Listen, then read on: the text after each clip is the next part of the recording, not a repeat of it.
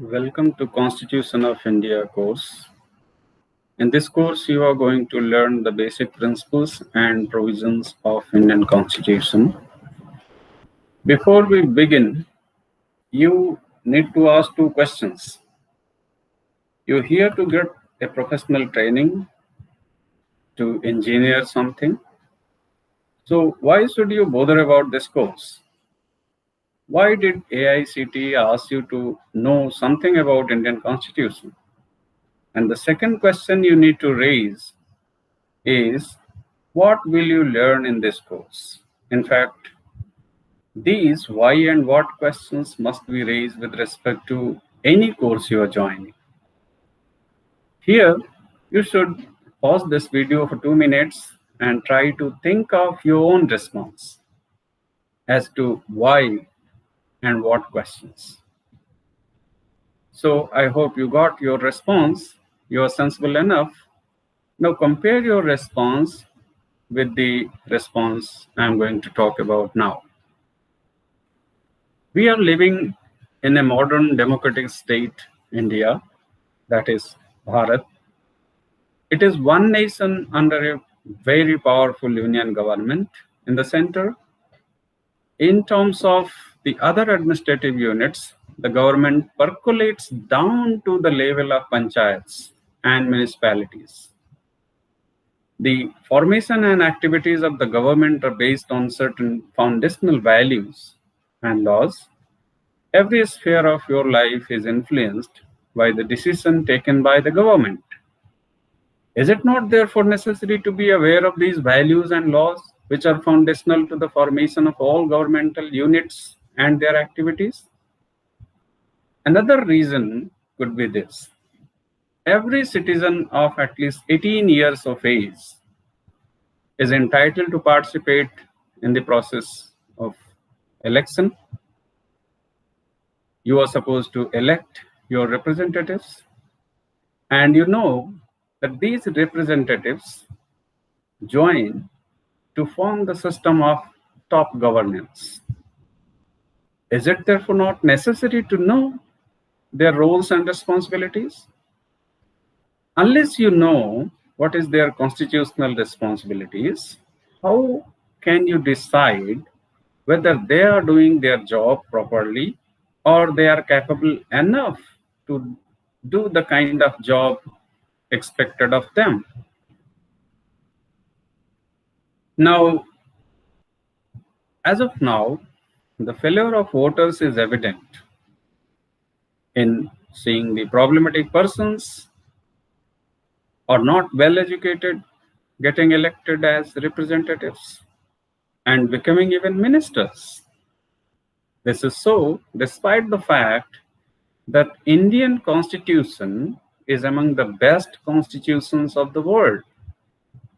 Just imagine if there was no structure of the government or the governmental activities, decisions were arbitrary.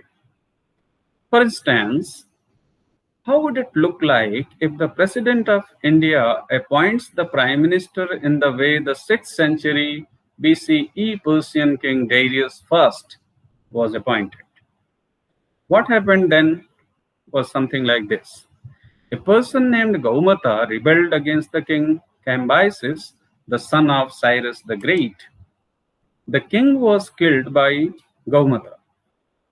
But then the loyals of the king Cambyses killed Gaumata.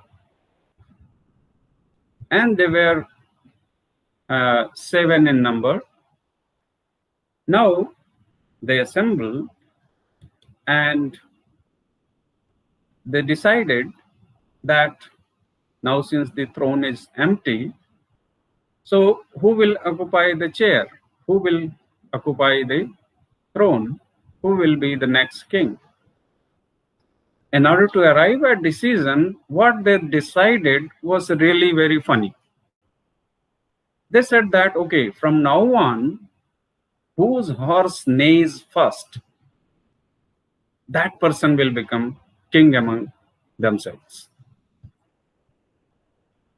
And it so happened that the horse of Darius first neighed first. Thus he was appointed a king. Because his horse neighed first, he was chosen to be king among all the 7 nobles.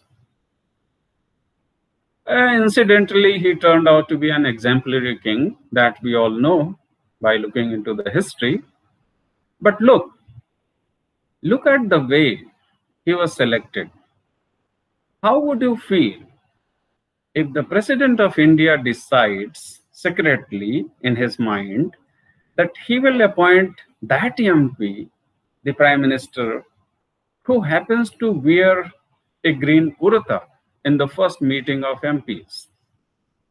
No sane person will approve of such arbitrary, whimsical methods. But trust me, because of our unawareness, sometimes even the constitutional appointments are made in an even more funny way than this. Moreover, all the other laws are legislated in conformity to the provisions of the Constitution that you know. All the laws which are formulated in our country must conform to the Constitution. Otherwise, what will happen? The Supreme Court of India has a power called judicial review. And the Supreme Court, the apex court, can review the law passed by any legislature, be it the parliament or the state legislatures. And in the proportion that particular law conflicts with the constitutional provision, the Supreme Court can pass an order that conflicting portion will be null and void. But remember, not everything is written in the Constitution. And whatever is written is not entirely implemented even after 70 years of this, even after 70 years of its existence. As a responsible citizen, is it not your duty to be reflectively aware of all these things? And you know, only an informed citizenry can effectively participate in the democratic process. The failure of democracy lies in inactive participation or passive participation of the citizens in the elections. And therefore, it is necessary that we all must be aware of our responsibilities, not the direct roles which are assigned to us, but the roles for which we are entitled to vote, elect the representatives. And unless good people, good representatives are elected, educated persons are elected, we cannot hope for better. Now, there are some other reasons which warrant the awareness about how we are being governed. In the known forms of governance, a democratic government is believed to be the best form. And in the modern times, every form of government has a constitution to at least avoid arbitrariness that you have seen in our story. Our purpose is to see what kind of constitution is adopted in India, how it is designed, and how it evolved further through different legislations and judicial decisions. We will come to these things in detail, how laws are made in our country, and how even the judicial decisions become law if there is no prevailing law in that regard. We will come to all these things during our discussion. Now, because of such significance, it is important for each of us to know our constitutional status as a citizen and what are our basic rights and responsibilities. Our constitution guarantees something something which is essential for our dignified life. We all have the aspiration to live with dignity, and the Constitution guarantees all such basic rights which are necessary for our dignity. Not only that, the Constitution also expects something of us, and therefore it also tells about the responsibilities of the citizen. Again, we will come to all these details during the discussion.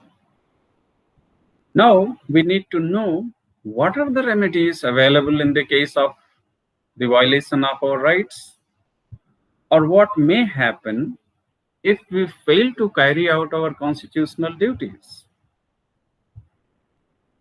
Not only that, it is necessary to know how different constitutional heads are appointed. We are part of higher education, so we must be aware of all these. And how different government bodies are formed, and what are their roles and responsibilities, and what may happen if they fail to perform.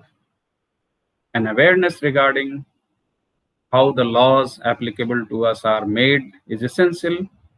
A responsible citizen is also supposed to know what are the relationships between different constitutional bodies and administrative units, and what are the special provisions made in our constitution to arrive at equality, to fill the gaps created by disparity. And we all know that India is a multilingual nation. The more than 500 languages are spoken. According to one estimate, there are more than 1,000 languages. And certainly, there are major languages. 22 are listed in our constitution. It is therefore interesting to know what the constitution tells about different languages spoken in different parts of the country. We hear too much about the emergency provisions, and you may not precisely know what it is. That would be an additional advantage of learning the Constitution. Also, we know that the Constitution is amended several times. We will learn how the amendment legislation takes place and which constitutional body does the job. These are few basic things in the Constitution which we will learn in this course. Now, before coming to Indian Constitution in somewhat detailed manner, let us first understand what is Constitution itself. The term Constitution, as you know, as a person familiar with English language, means the composition, organization, structure of something. It is used, the term Constitution is used in different contexts differently, such as the constitution of a body, the constitution of a trade union, the constitution of a political party, and of course, the constitution of a country. In the modern political sense, it is said that there can be no society without a state, and there can be no state without a constitution. In this sense, Constitution means an organization, a structure of the fundamental principles and laws which are designed for the purpose of the governance of a state, a country. And you know that a proper governance of the state is essential for the welfare of the people of its territory. As mentioned earlier, Constitution is supposed to provide a broad guideline so as to safeguard the interest of the people. from an arbitrary governance. Therefore, it is a must for every state to have a constitution, and its governance must be organized and conducted according to the rules of the constitution. There are primarily three organs in any governance. These are called legislature, executive, and judiciary. The constitution of any country lays down the basic structure of the political system and its objectives and functions. And constitution outlines the structure. It also fixes roles. It also distributes the responsibilities of different organs of governance.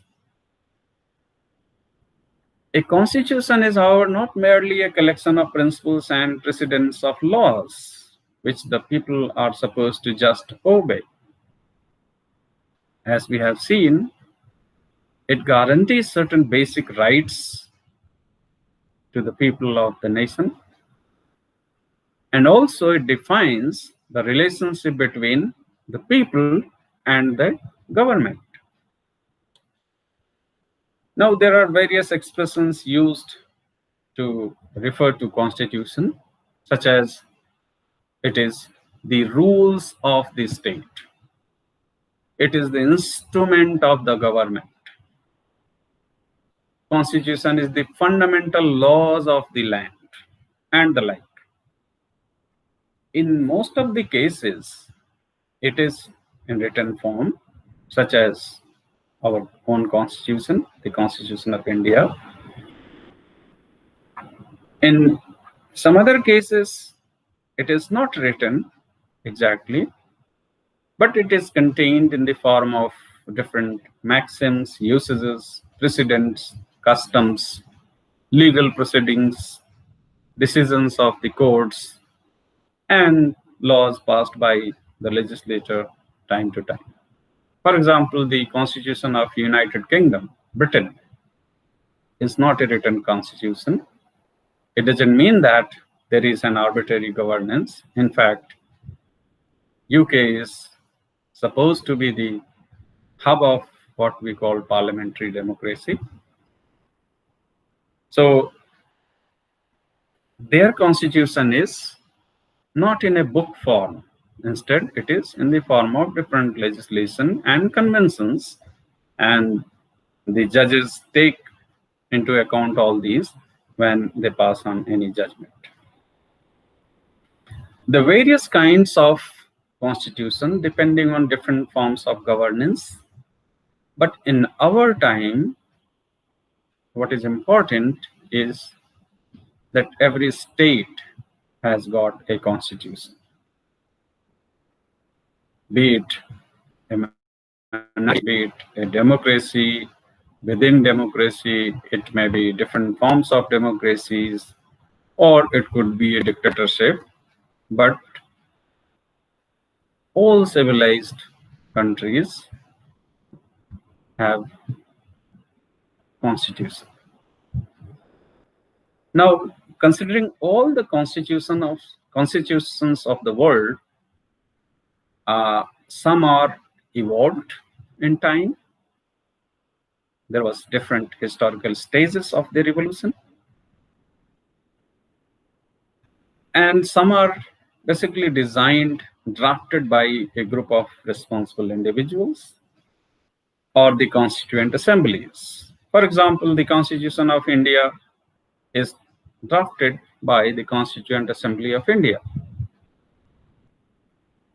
It doesn't mean that the Constitution did not have its historical stages. We will learn in the historical background major events which finally led to the drafting of the Constitution. But remember, there is very interesting thing behind the present scenario, the constitutional world. It has not come up suddenly. There has been a long struggle, and the present state has passed through different remarkable journeys. And these journeys can be traced back into different courts developed by the kings of different times and regions in the world. I'll mention few of them. Consider, for the example, the Code of Hammurabi. You must have gone through history. So, the history of Babylonia. So, the king Hammurabi, he was in 18th century BCE. He was a king of Babylon, and he provided a code which became famous in his own name. The code was written in the cuneiform script and Akkadian language on a rock that was the Tewari steel rock. The code was claimed to be given by Lord Shamas, the divine, who was supposed to be the ruler, the actual ruler of the Babylonia of that time. So Hammurabi gave a code to his people, and the people were supposed to know those codes, and he gave the codes with the belief that these codes are provided by none other than the god Lord Shamas. And Lord Shamas is supposed to be the god of Babylonian, and he is supposed to be the god of law, justice, and salvation. This code was not a constitution proper, in fact, in the sense we use this term today. Instead, it was the codes of laws and punishments. The whole document was divided into certain groups, such as legal procedures, household laws, slavery, trade and business, and of course, religion. Its introduction describes how Lord Shamas gave the laws to Hammurabi and for what purpose. The Lord speaks to the king in the prologue. I quote, "Bring about the rule of righteousness in the land to destroy the wicked and the evildoers, so that the strong should not harm the weak, so that I should rule and enlighten the land to further the well-being of mankind." Similarly, in the conclusion, the king Hammurabi himself expresses his desire for justice for all, saying, I quote, "Let the oppressed man come and stand before my image as king of righteousness. Let him understand my words and his case, so he will understand what is just and his heart will be glad." I wish that I should mention some of the laws, some of the codes given in the Hammurabi Code, so you can understand what were there essentially in the codes. For example, he wrote, "If anybody hires a field laborer, he shall pay him 8 gur of corn per year." Gur has been a measurement, a unit for exchange. Similarly, he wrote, a sailor should be paid 6 gur of grain per year. The sailor who ferries, the boats, the ships. Similarly, he made certain punishment provisions in the code. He said that if his son kills his father, then his hands must be chopped off. Similarly, if a man takes out the eye of another man, his eye shall be dug out. So, an eye for eye, tit for tat, that was the basic principle behind the Hammurabi Code. Another interesting punishment he writes regarding a person who strikes a man of higher rank. Then Hammurabi wrote that such person who harmed a person of higher rank shall receive 60 blows with an ox whip. Another interesting rule, another interesting punishment was given, and this is quite amusing to know. He wrote that if a builder builds a house for someone and that house collapses, killing the house owner, then the builder who built the house shall be put to death. Now, you just see the present scenario, how many buildings collapse, how many bridges collapse, how many structures get damaged even before their inauguration. So you see the stringent laws provided by Hammurabi. Now, coming to the ancient history of India, we find a remarkable king, and you all know him, Mauryan king Ashoka. He was in 3rd century BCE.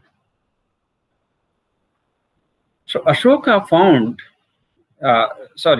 Ashoka provided certain guidelines to his subject on different rocks, on different metal backgrounds. And these rocks or pillars are found across India, Bangladesh, Nepal, Afghanistan, and Pakistan. Some of these inscriptions on the rocks are meant to guide people regarding the social, political, and moral rules. And after some battle, he turned out to be an ascetic. He became a Buddhist. So in Buddhism, we have so many moral codes. So King Ashoka used to guide his subject with regard to the moral codes coming from the Buddha. Another example, and that would be last. I don't want to bother you with so many examples of the ancient times. Remember one code called the Code of Justinian. This code was developed under the guidance of Byzantine Emperor Justinian. He was in 6th century CE, almost 1000 years after the Buddha. So the Emperor Justinian collected civil laws and he made it public by putting it on different sources. These codes of Justinian includes an elementary outline of the laws and a collection of his own new laws, in fact. Now consider these codes, the codes of Hammurabi, the inscriptions of King Ashoka, and the codes of Justinian, and many such codes, laws developed by the kings. The purpose of such laws was not to provide any constitution to the state. In fact, the words of king were everything for the subject. But these codes, in some sense, became the cultural heritage when it was thought that let us have a constitution in modern times. And these were the sources which were time and again referred to when different countries try to develop their constitution. So in the next lecture, we will see what were the preceding events, the historical backgrounds, which finally led to the drafting of the present Constitution of India. So see you in the next lecture.